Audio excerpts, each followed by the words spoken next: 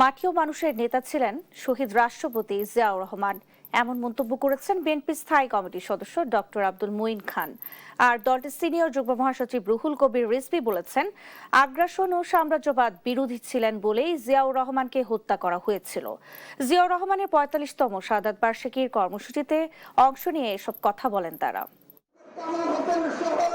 শহীদ রাষ্ট্রপতি জিয়াউর রহমানের ৪৫তম শাহাদাত বার্ষিকী উপলক্ষে শনিবার সকালে জাতীয়তাবাদী আইনজীবী ফোরামের উদ্যোগে দুস্থদের মাঝে খাবার বিতরণ করা হয়। হাইকোর্ট মাজারের সামনে কর্মসূচিতে অংশ নেন প্রধানমন্ত্রীর উপদেষ্টা ও বিএনপির সিনিয়র যুগ্ম মহাসচিব রুহুল কবির রিজভী। এ সময় তিনি বলেন, রাজনৈতিক কর্মী না হয়েও মানুষের স্বাধীনতার প্রয়োজনীয়তা উপলব্ধি করেই দেশের স্বাধীনতা ঘোষণা করেন জিয়াউর রহমান।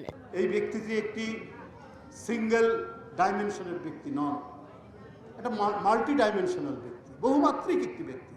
স্বাধীনতার ঘোষণা, যুদ্ধ, জনগণের সংকট, জনগণের শোক, জনগণের আর্থিক উন্নতি, প্রত্যেকটি ক্ষেত্রে তার ওই অল্প সময়ের মধ্যে যে পথ দেখিয়ে গেছে, যে দর্শন দিয়ে গেছে, এটাই তো আমাদের আজকে পথ চলা। অ্যাটর্নি জেনারেল রুহুল কুদ্দুস কাজল বলেন, সৎ রাজনীতিবিদ হিসেবে জিয়াউর রহমান ছিলেন একজন বিরল ব্যক্তিত্ব।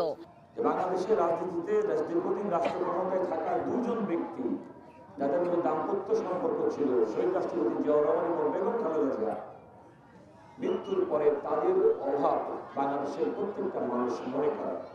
এর আগে দুস্থদের মাঝে খাবার এবং পোশাক বিতরণ করেছে জাতীয়তাবাদী চলচ্চিত্র পরিষদ। রাজধানীর কারওয়ান বাজারে এফডিসির সামনে আয়োজিত অনুষ্ঠানে বিএনপির স্থায়ী কমিটির সদস্য ডক্টর আব্দুল মুইন খান বলেন, মাটি ও মানুষের নেতা ছিলেন জিয়াউর রহমান। চলচ্চিত্রের জন্য একটি স্টুডিও গড়ে তোলার যে পরিকল্পনা তার ছিল। আমি বিশ্বাস করি আজকে যারা এই বিষয়টি নিয়ে যারা কাজ করছেন তারা শহীদ প্রেসিডেন্ট জিয়াউর রহমানের সেই প্রকল্পটি বাস্তবায়ন করবেন। জিয়াউর রহমানের শাহাদাত বার্ষিকী উপলক্ষে দিনভর নানা কর্মসূচিতে যোগ দিয়ে জিয়াউর রহমানের আদর্শ ও অবদান নতুন প্রজন্মের কাছে তুলে ধরার আহ্বান জানান বিএনপি নেতারা। মুক্তা মাহমুদ, দেশ টিভি, ঢাকা।